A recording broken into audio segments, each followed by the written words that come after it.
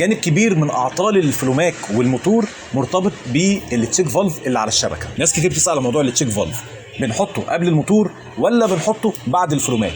فين مكانه الصح بالظبط؟ وازاي هو مهم كده وبيعمل اعطال كتير في المنظومه دي؟ اولا انا برحب بالمهندس احمد امين صاحب شركه الامين. شركه امين لايه؟ التجاره والصيانه. تجاره قطع الغيار والمواتير والاجهزه الكهربائيه والصيانه. المهم يا باشمهندس احنا حبينا نتكلم عن موضوع التشيك فالف في المنظومه دي. الفلوماك على فكره اغلب اعطاله هو التشيك فالف ده، والناس ما بتاخدش بالها منه. بفكرك ان القناه عليها قوائم تشغيل مرتبه للمبتدئين من اول الاساسيات ولحد الاحتراف في كل ما يخص الهندسه والصيانه العامه. انا احمد داوود، دكتور هندسه. ادي الموتور وادي الفلوماك راكب عليه. الميه داخله من هنا وبتطلع كده في الفلوماك لفوق كده. الموتور ده علشان يشتغل او علشان يرفع ميه لازم يكون في ميه عندي هنا في المكان بتاع الساقيه. وفي الموتور ده دي القربه بتاعت الموتور التحضيري الذاتي. تمام. وهنا بالمناسبه في تشيك فالف اهو قبل دخول الموتور. تمام كده بس. قول لنا بقى في عجاله الفرق كده بين الاثنين. بالنسبه لهنا ما فيش غير ترس توجيه اللي هو بتاع رفع الميه اللي بيسحب وبيضغط لفوق. تمام. بالنسبه لهنا فيه سحب عن طريق ترومبه من هنا، وفي قربه اللي هو الزور، والمجموعه التوجيه والخزان الداخلي ده بيعمل زي تحضير ميه، بيخزن ميه ويحضر، يبقى الميه موجوده في اي وقت. يعني ده شغال بنظريه برنولي. انا وضحت لك الكلام ده قبل كده ان ده لو ما فيش ميه هنا في القربه دي هو بيشفط الميه من بعيد. ممكن توصل ل 9 متر كمان يشفطها. لكن ده ما ينفعش يشفط من بعيد. لا ده ما ينفعش يشفط، ده لازم الميه تكون موجوده هنا، تكون حاضره متحضره هنا في الساقيه هنا. مظبوط. انا بقول لك الكلام ده ليه؟ هتعرف فايدته دلوقتي. انا بكلم المبتدئين على فكره. ماشي. يبقى احنا عرفنا ان الموتور ده مثلا، واي موتور لازم يبقى فيه ميه هنا.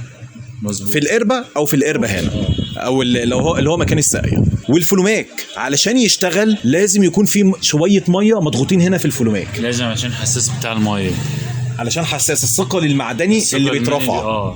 عشان الحساس اللي هو بتاع الكارت الداخلي. بيكون في هنا ميه مضغوطه. لما انا بفتح الحنفيه الميه اللي مضغوطه هنا دي بتطلع لفوق، بترفع الثقل المعدني اللي هنا. شفناه قبل كده ووضحت لك انا في الفيديوهات قبل كده بتاعه الفلوماك. الثقل ده لما بيترفع بيدي امر، بيفهم الفلوماك ان في سريان ميه، وبالتالي بيوصل الكهرباء من هنا، بيوصلها للطرف ده اللي هو داخل على الموتور، وبالتالي بيشغل الموتور. يبقى انا بحافظ على الميه المضغوطه اللي هنا في تشيك فالف هنا جوه الفلوماك. هو ده بيحافظ لي على شويه الميه انها ما ترجعش لورا. وفي هنا تشيك فالف قبل الموتور على دخول الميه، بيحافظ لي على الميه اللي هنا علشان تفضل موجوده على طول، بحيث ان الموتور ده لما يشتغل يلاقي ميه يرفعها فيبقى محضر لنفسه. تمام. والميه برضو في نفس الوقت ما ترجعش تاني، ما ترجعش، ما تهربش. لو مثلا في خزان بيرفع للخزان ولا حاجه، الميه ما ترجعش تاني، او الشقه ما ترجعش معاك تاني، ما ترجعش من هنا. جميل قوي. عشان كده بنلاقي ان بعض الناس بقى اللي ما عندهمش خزان، اللي هو شغال على الموتور على طول، لما الميه بتقطع من عنده يقول لك ايه ده، الميه لما بتقطع ما ينفعش ترجع تاني الا لما بدوس على هنا زرار ريستارت هنا. طب هو بيدوس على هنا زرار ريستارت، هو في الحاله دي بيضطر يدوس ليه ريستارت ويحضر ويجيب ميه. يبقى دي معناها ايه؟ معناها انه التشيك فالف اللي هنا تالف. كده الميه هربت. لما الميه قطعت هربت، رجعت لورا في الشبكه، وبالتالي خلاص ما بقاش في ميه متحضره. علشان كده لما يكون عندك العطل ده ان الميه تقطع، تلاقي ان الميه ما بترجعش تاني الا لازم تدوس زرار ريستارت، اعرف ان التشيك فالف اللي هنا تالف. ايمن الرفاعي كان بيسال هل لو التشيك فالف اللي جوه الفلوماك تلف معايا ينفع احط تشيك فالف بين الفلوماك وبين الموتور؟ هل ده ينفع؟